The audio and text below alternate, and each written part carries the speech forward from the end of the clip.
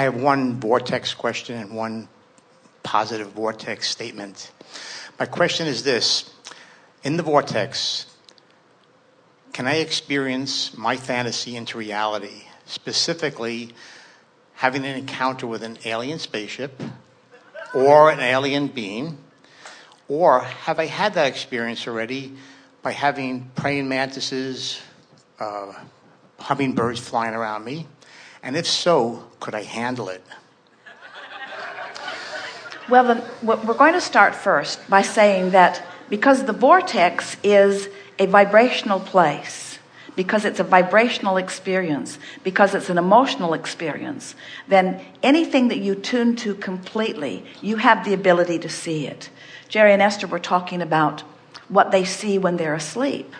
As they were sitting out on board the deck on the ship, looking out at the beautiful ocean yesterday, they were contemplating the amazing well-being that they were witnessing and talking about how, depending upon where you are standing at any point in time, you proclaim your degree of well-being that you are witnessing. And again, they were talking about the differences in perspectives and so on. And then they began thinking about the reality of it all. In other words, thinking about this Earth spinning in its orbit, thinking about how it got here, thinking about it in relationship with other planets or other galaxies, thinking about the bigness of all of it and the bigness of the consciousness that they are feeling. And then Esther began talking about how she cannot identify the place that Abraham comes from. We are placeless to her. We are non-physical, which means we are faceless and placeless to her. We are energy. We are focused energy. And then they began contemplating about maybe this whole planet and everything that they are seeing is actually an illusion, not really a manifestation, that is witnessed by a particular vibrational perspective.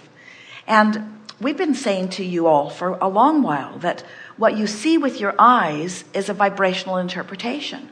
What you smell is a vibrational interpretation. Everything about your physical senses, you're interpreting vibration. And as Esther sat there, she took hold of the bench she was sitting on and touched the rail of the ship that they were sitting near and looked at the massiveness of the ship and the metal and the realness of the water. And she said, it is really a stretch to accept that this is perspective, because it seems like it's reality that I'm observing, not perspective that I am part of the creation of. And then Jerry said, but what about in your dreams?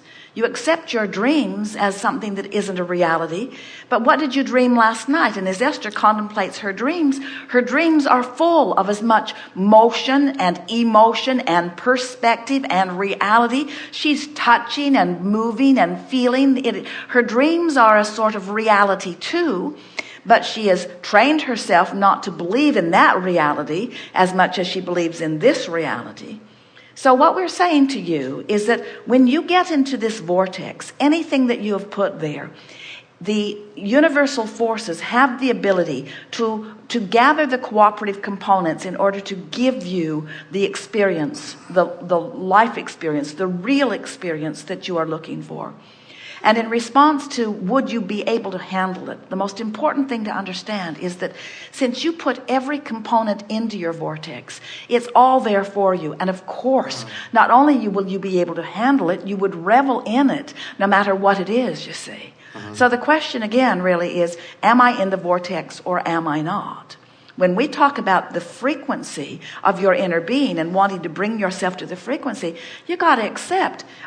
In other words, we don't proclaim ourselves to be aliens from another planet, but we are certainly not physically focused upon the planet in which you dwell. In other words, we are not the extension of source energy that you all are. We are a different vibrational frequency.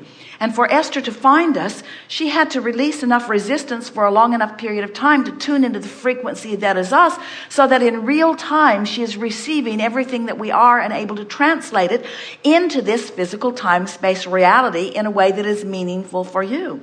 So when you think about it, it does not matter whether we, Abraham, are from another planet, or whether we are consciousness that is assembled in the ethers of that which you call your universe. We are collective consciousness that is gathered and perceivable and tunable, inable to. In other words, we are a signal that you can receive, and we are not the only signal in the universe that you can tune into. Right. There are endless signals in the universe that you can tune into. Different frequencies. So when you say, well, I want to tune my vibration to the frequency, now what do you want? When you say, would I be able to handle it? Well, tune into the frequency of that which you want to align with. It's such an interesting thing. People tune into frequencies and create things they don't want. They have traffic accidents and they fall down and they trip over things and they develop cancer. They create all kinds of things that they don't want to be their reality because they are sloppy in the way they are assembling and projecting the vibrational frequency from their thought process, you see. And so when you say, can I handle it? We are assuming that you are intending to rendezvous with wisdom and with love and with collective consciousness that knows. And we promise you, the consciousness is there. We'll rendezvous with you. And it doesn't matter what label you give it. You will like it when you rendezvous. Thank you. I appreciate that.